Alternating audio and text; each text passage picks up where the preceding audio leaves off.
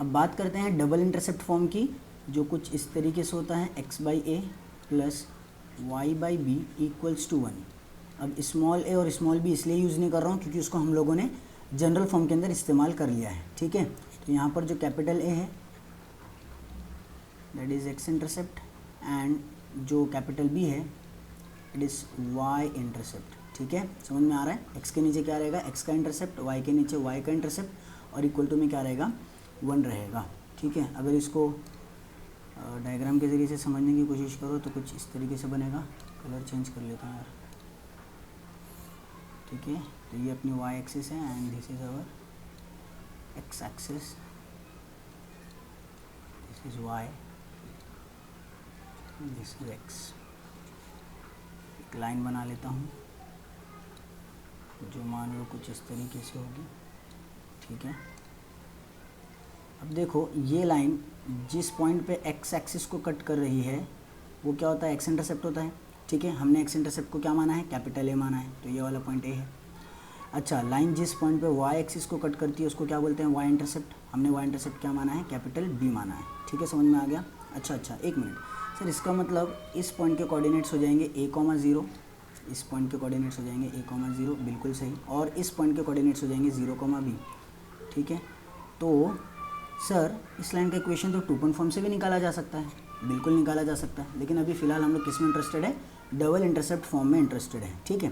तो अगर किसी लाइन का x इंटरसेप्ट दे दिया जाए, y इंटरसेप्ट दे दिया जाए, तो उस लाइन का इक्वेशन डायरेक्टली इस फॉर्मूले से निकाल लोगे, x/x intercept plus y/y intercept equals to 1, ठीक है। समझ में आ गया सबको। अब देखो यहाँ पर है ना 3 चीज़ें ध्यान में रखनी है, 3 चीज़ें ध्यान में रखनी है जो बहुत इंपॉर्टेंट है। पहली चीज़ ये कि RHS में 1 होना चाहिए, ठीक है। डबल इंटरसेप्ट फॉर्म बनने के लिए RHS में क्या होना चाहिए, 1 होना चाहिए।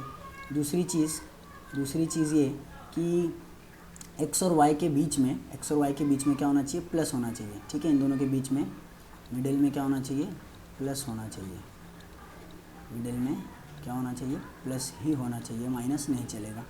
And the last thing is कि x और y न्यूमरेटर में अकेले होने चाहिए। आई बात समझ में, x and y must be alone in the numerator. x और y न्यूमरेटर में कैसे होने चाहिए, अकेले होने चाहिए। समझ में आ गया, ठीक है। तो x और y देखो अकेले हैं, बीच में प्लस है और RHS में 1 है, इसका मतलब हमारा जो फॉर्म है ये किस फॉर्म में है, डबल इंटरसेप्ट फॉर्म में है, ठीक है। क्लियर हो गया।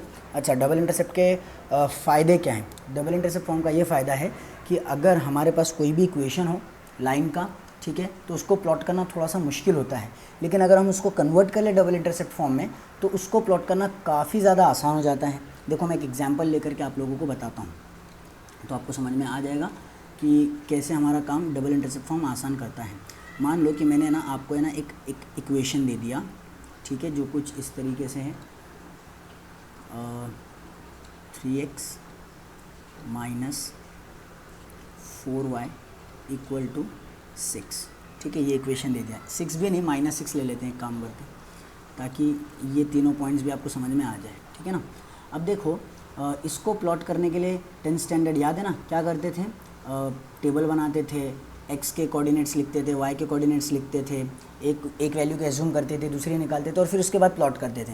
लेकिन अगर मैं इसको कन्वर्ट करूँ डबल इंटरसेप्ट फॉर्म में तो एकदम क्विकली मैं क्या कर सकता हूँ, लाइन को प्लॉट कर सकता हूँ, ठीक है। तो डबल इंटरसेप्ट फॉर्म में कन्वर्ट करने के लिए सबसे पहली कंडीशन क्या है, RHS 1 होना चाहिए।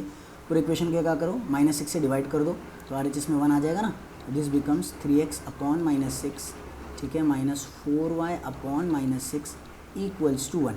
RHS में 1 आ गया, एक काम हो गया, ठीक है, we are done with this.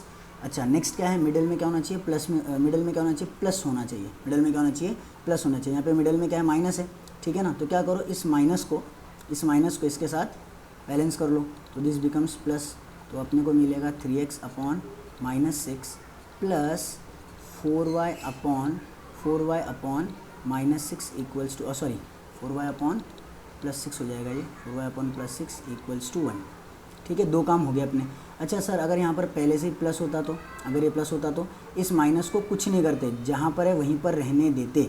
समझ में आया क्या बोल रहा हूँ, ठीक है ना। मैं वो भी करके बता दूंगा अभी आपको।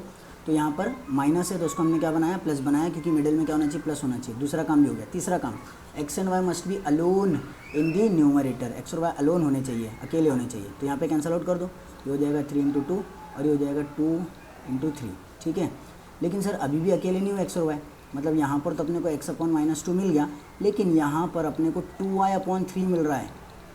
यहाँ पर क्या मिल रहा है, 2y/3 मिल रहा है। आपने बोला था कि y अकेला होना चाहिए, तो ठीक है, इस 2 को क्या कर दो, नीचे भेज दो, है ना, लॉज ऑफ इंडाइसेस। इसको मैं 3/2 लिख सकता हूँ ना डिनोमिनेटर में।